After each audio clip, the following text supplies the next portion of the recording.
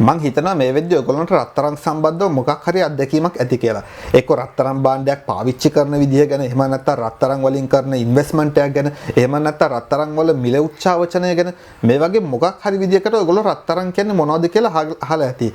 හැබැයි ඔයගොල්ලෝ දන්නවද මේ රත්තරන් වලින් කතා වෙන කැරට්, පවුම්, ට්‍රොයි අවුන්ස් මේ වගේ මිනුම් වලින් මොනවද විස්තර වෙන්නේ කියලා? මං හිතන්නේ ගොඩ දෙනෙක් දන්නේ නැහැ. ඉතින් ඒක හින්දා අපි මේ වීඩියෝ එකෙන් කතා කරමු මොනවද මේ රත්තරන් එක්ක සම්බන්ධ වෙන මිනුම් කියලා.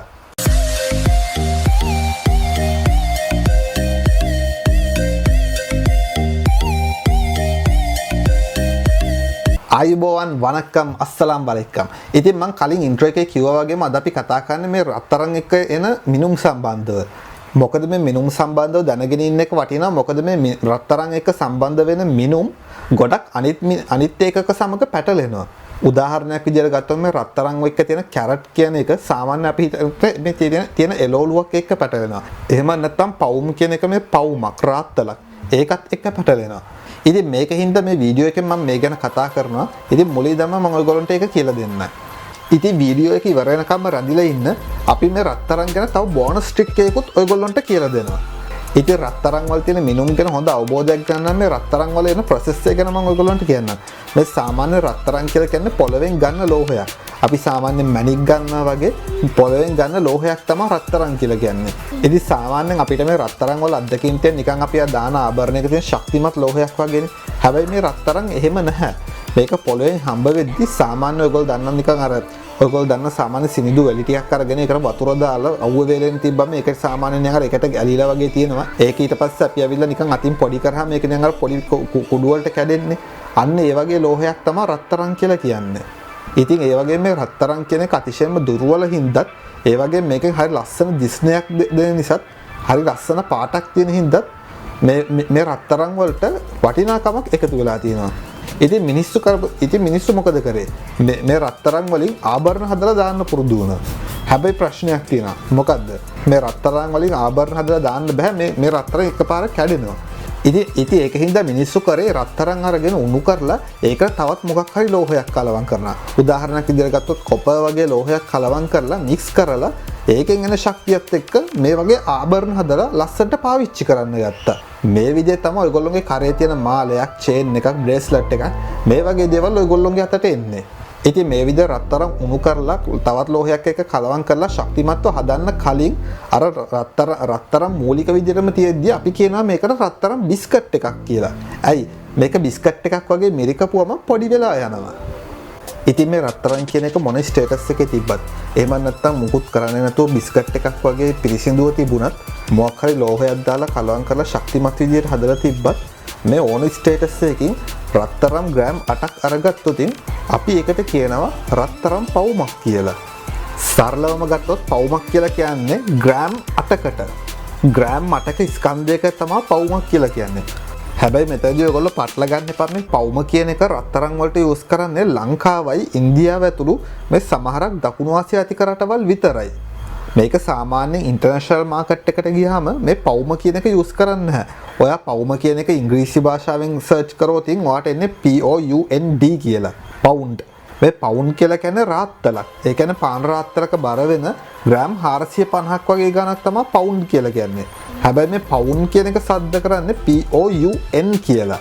ඉතින් ඔයා Google Translate එකෙත් මේ පවුන්ඩ් කියන වචනේ ගහලා බැලුවොත් ඒකට සමාන වචනයක් Translate එකේ දෙන්නේ නැහැ. හේතුව මේක මේ රත්තරන් වල බර බයින්න විතරක් මේ දකුණු ආසියාවේ රටවල් කීපයක් විතරක් භාවිතා කරන හින්දා.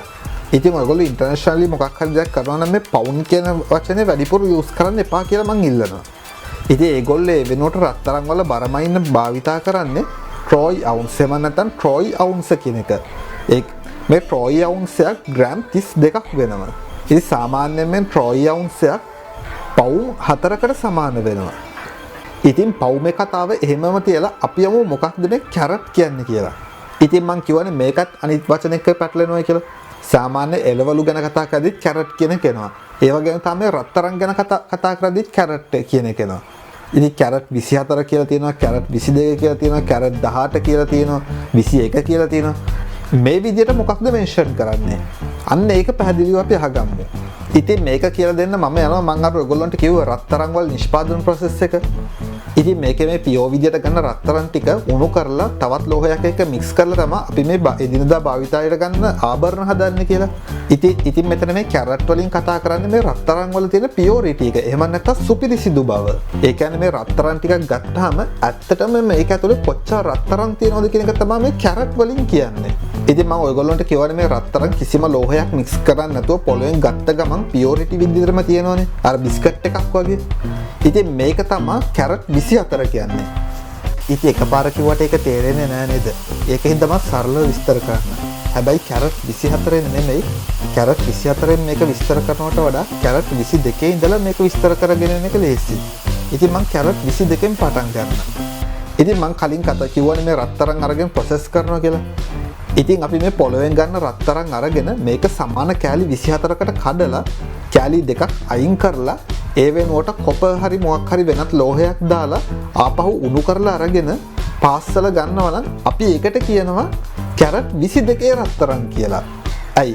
අතන තිබ්බ පියෝ කැරට් 24ක්. ඉතින් මේ කැරට් 24න් දෙකක් අයින් කරාම කීයද? කැරට් 22යි. ඒ කියන්නේ කොටස් 22ක් රත්තරන්, කොටස් දෙකක් කොපර් හරි වෙන මොකක් හරි පාස්සන ලෝහ වර්ගයක්. ඉතින් මම දැන් කලින් කිව්වේ කැරට් 22 ගැනනේ. ඉතින් හිතන්න මේ වගේ ග්‍රෑම් 8ක රත්තරන් පවුමක් කෑලි 24කට කඩලා කෑලි 3ක් අයින් කරලා ඒකට කොපර් හරි වෙන මොකක් හරි ලෝහයක් දාලා කෑලි 21ක් වෙන්න හිටින්න පැස්සුවොතින් අපි ඒකට කියනවා කැරට් 21 රන් පවුමක් කියලා. ඉතින් ඒ විදිහටම රත්තරන් ග්‍රෑම් 8ක් අරගෙන කෑලි 24කට කපලා අපි කෑලි 6ක්ම අයින් කරලා කෑලි 6ක් කොපර් වලින් හරි වෙන මොකක් හරි ලෝහයකින් දාලා පාස්සලා අඳිනවා නම් අපි ඒකට කියනවා 18යි කියලා. ඒ කියන්නේ කැරට් 18ක්. ඇයි? කැරට් 24න් කැරට් 18යි මෙතන තියෙන්නේ. ඉතින් හිතන්න මේ රත්තරන් පවුමක්. එහෙම නැත්නම් ග්‍රෑම් 8ක් අරගෙන මේ ග්‍රෑම් 8ෙම තියෙන රත්තරන්ම නම් අපි ඒකට කියනවා කැරට් 24 කියලා. ඉතින් දැන් ඔයගොල්ලන්ට තේරෙනවද? මොකක් හරි රත්තරන් භාණ්ඩයක කැරට් කියලා මොකක් හරි නම්බරයක් දුන්නොත් ඒ නම්බරෙන් කියවෙන්නේ 24කින් කොච්චර භාගයක් සුපිරිසිදු රත්තරන් තියෙනවද කියලා. ඉතින් සාමාන්‍යයෙන් ජුවලරි ඉන්ඩස්ට්‍රි වල තියෙන කැරට් 22, 21, 18 වගේ ලෙවල් වලට වෙනකම් විතරයි. ඉතින් අපිට මේ විදිහට ඕන තව අඩු කරන්න පුළුවන්. නමුත් සාමාන්‍යයෙන් ජුවලරි ඉන්ඩස්ට්‍රි එකේ ඊට වැඩිය අඩුවට භාවිතා කරන්නේ නැහැ. ඉතින් ඒකින්ද අපිට කැරට් 16න් පල්ලෙහ තියෙන රත්තරන් ගැන කතා කරන්න වෙන අවස්ථා ගොඩාක් අඩුයි. ඉතින් ඔයගොල්ලන්ට තේරෙනවද මේ රත්තරන් වල තියෙන කැරට් ගන්න ටිකෙන් ටික අඩු වෙනවා කියලා කියන්නේ මේ රත්තරන් වල තියෙන පියෝ රත්තරන් ප්‍රමාණය ටිකෙන් ටික අඩු වෙනවා. ඉතින් ඒ වෙනකොට මොකක් හරි දාලා පාස්සන ලෝහය, ඒ කියන්නේ අර දෙවෙනි ලෝහයේ ප්‍රමාණය එන්න වැඩි වෙනවයි කියලා. ඉතින් මේකෙන් මොකක්ද හොඳ? ඒක පොයින්ට් දෙකකින් බලන්න ඕන. හිතන්නවා වටිනාකම් පැත්තෙන් නම් බලන්නේ රත්තරන් වල කැරට් ගන්න වැඩි වෙන එක හොඳයි. මොකද කැරට් ගන්න වැඩි වෙනවා කියන්නේ ඒකේ තියෙන සුපිරිසිදු රත්තරන් ප්‍රමාණය එන්න වැඩි වෙනවයි කියන එක. හැබැයි අනිත් පැත්තෙන් ගත්තොත් ශක්තිමත් බව පැත්තෙන් ගත්තොත් ඊළඟ මොකක් හරි සමහර ආභරණ හදද්දි මේ රත්තරන් වලට ශක්තියක් ඕනනේ. අපි දෙවෙනියට දාන ශක්තිමත් ලෝහ ප්‍රමාණය වැඩි වෙන තරමට තමයි මේ රත්තරන් ආභරණ තියෙන ශක්තිය වැඩි වෙන්නේ. ඉතින් මේ රත්තරන් වල තියෙන කැරට් ගන්න ඩිසයිඩ් කරන්නේ ඔයා මේක ගන්න මොන වගේ වැඩකටද කියන දේ මත. ඉතින් මේක තමයි රත්තරන් වල කැරට් කියලා කියන්නේ. ඉතින් කැරට් කියලා කියන්නේ රත්තරන් වල තියෙන සුපිරිසිදු බව. ඉතින් මේ කැරට් කියන එකම යූස් කරන තවත් තැනක් තියෙනවා. ඒ මොකක්ද? එළවලු ගැන කතා කරද්දිද? නෑ. එළවලු ගැන නෙමෙයි. මැණික් වර්ග ගැන කතා කරද්දි. මැණික්, දියමන්ති මෙන්න මේ වගේ ගැන කතා කරද්දි කැරට් කියලා කතා කරනවා. හැබැයි මෙතන කැරට් කියන්නේ මේ සංකල්පය නෙමෙයි. මෙතන කැරට් කියලා කියන්නේ බර. ඔයගොල්ලෝ අහලා තියෙ සමහර මැණිකක් ගැන හරි දියමන්තියක් ගැන හරි කියද්දි මේක කැරට් මෙච්චරයි, මේක කැරට් මෙච්චරයි කියලා තියෙනවා. ඉතින් එතනදී මේ කැරට් කියලා අයිඩියා කරන්නේ ඒකේ තියෙන පියොරිටි එකක් ගැන නෙමෙයි. ඒකේ තියෙන ස්කන්ධය ගැන. ඉතින් මේ මැණික් දියමන්ති ඉන්ඩස්ට්‍රි එකේදී කැරට් එකක් කියලා කියන්නේ මිලිග්‍රෑම් 200ක්. එහෙමත් නැත්නම් ග්‍රෑම් 0.2ක්. මොකක් හරි මැණිකක් ග්‍රෑම් 0.2ක් බරයි නම් අපි ඒකට කියනවා කැරට් එකේ මැණිකක් කියලා.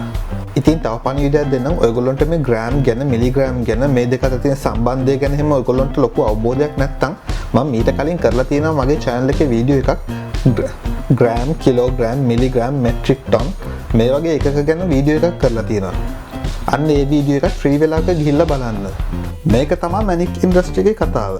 ඉතින් පැහැදිලිව වීඩියෝ එකේදී කියන්න තියෙන්නේ මේ රත්තරන් සම්බන්ධයෙන් කතා කරනකොට භාවිතා කරන ප්‍රධාන මිනුම් දෙකක් තමයි මේ දකුණු ආසියාතික රටවල් වල කැරට් කියන එකයි පවුම් කියන එකයි.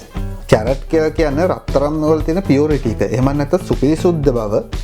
ඒ වගේම පවුම් කියලා කියන්නේ රත්තරන් මනින ස්කන්ධය. ග්‍රෑම් කීයක්ද කියන එක. ඉතින් මේ පවුම කියන වචනේ එහෙම නැත්නම් පවුම් කියන වචනේ ඉංග්‍රීසි භාෂාවෙන් පවුමක්. එහෙම නැත්නම් රාත්තලක් කියන සංකල්පයත් එක්කත් පැටලෙනවා. ඒ වගේම මේ කැරට් කියන වචනේ මේ රත්තරන් වල තියෙන සුපිරිසිදු බව පාවිච්චි කරනවා වගේම මැණික් වලට හරි දියමන්ති වල හරි ස්කන්ධය තීරණය කරන්නත් බලපානවා. ඉතින් මම ඔයගොල්ලන්ට පොරොන්දු වුණානේ වීඩියෝ එකේදී බෝනස් ට්‍රික් එකකුත් දෙනවයි කියලා වීඩියෝ එක ඉවර වෙනකම් ඉන්න කියලා. ඒ බෝනස් ට්‍රික් එක තමයි මේ. ඒ මොකද්ද? සාමාන්‍ය ලංකාවට රත්තරන් ගේන්න අවසර තියෙන්නේ ශ්‍රී ලංකා මහ බැංකුවට පමණයි. ඒ ඔයගොල්ලෝ දැකලා ඇති සමහර වෙලාවට මේ රේගුවෙන් රත්තරන් ඇල්ලුවා මේ වගේ එහෙම කියලා නිවුස් යනවා. ඉතින් මේ ඇයි? ඒ ඇවිල්ලා ශ්‍රී ලංකා මහ බැංකුවට විතරක් රත්තරන් ගේන්න පුළුවන්කම තියෙද්දි හොරපාරෙන් අනිත් කට්ටිය ගේන එකට. ඉතින් මේ විදිහට ශ්‍රී ලංකා මහ බැංකුවට විතරක් රත්තරන් ආනයන අපනයන සීමා කරලා බලාපොරොත්තු වෙන්නේ සාමාන්‍ය විනිමය පාලනය කිරීමේ උපක්‍රමයක්. ඉතින් ඒ වගේම තමයි 1942 බ්‍රාටන් වුඩ්ස් සම්මුතිය එන්න කලින් ලෝකෙ හැම රටක්ම තම තමන්ගේ විදේශ වත්කම් එහෙම නැත්නම් තමන් ඉෂුව කරන මුදල් වලට සමාන වෙන වත්කම් ප්‍රමාණයක් තියාගත්තේ රත්තරන් වලින්. ඒක තමයි මම ඔයගොල්ලන්ට දෙන දෙවන බෝනස් පොයින්ට් එක. ඉතින් මම මගේ මේ channel එකේ ඉස්සරහා වීඩියෝ එකකේ රත්තරන් වලින් කොහොමද විනිමය පාලනය කරන්න කියලා දෙන්න. ඉතින් මම හිතනවා ඔයගොල්ලන්ට මේ වීඩියෝ එකේ රත්තරන් සම්බන්ධව මිනුම් ගැන හොඳ පැහැදිලි අවබෝධයක් ඇති වෙන්න ඇති කියලා. ඉතින් කොහොමද වීඩියෝ එක ඔයගොල්ලන්ට දැනුනේ කියලා පල්ලෙහා කමෙන්ට් එකකින් දාන්න. වීඩියෝ එක හොඳයි නම් ලයික් කරන්න, වැඩක් නැත්නම් ඩිස්ලයික් කරන්න පුළුවන් විදිහට මේක ෂෙයා කරන්න. ඉතින් මම මගේ මේ channel එක ගැන කතා කරොත් මම මගේ මේ channel එක හරහා කතා කරන්නේ business commerce sector එකේ වෙන දේවල්. ඉතින් ඔයාලට මගේ channel එකට ගිහිල්ලා මීට කලින් මම කරපු වීඩියෝස් ඔක්කොම ටික බලන්න පුළුවන්. ඒ වීඩියෝස් බලලා ඔයගොල්ලෝ හිතනවා නම් මගේ channel එක ඔයගොල්ලන්ට ගොඩක් වැදගත් වෙයි කියලා අනිවාර්යයෙන්ම subscribe කරගෙන යන්න මතක කරන්නත් එපා. ඉතින් මේ වගේම තවත් හොඳ වීඩියෝ එකකින් ඔයගොල්ලෝ හම්බ වෙන්න ආපහු එන්නම්. එතකන් ඔයගොල්ලෝ ඔක්කොන්ට goodbye, ciao, god bless.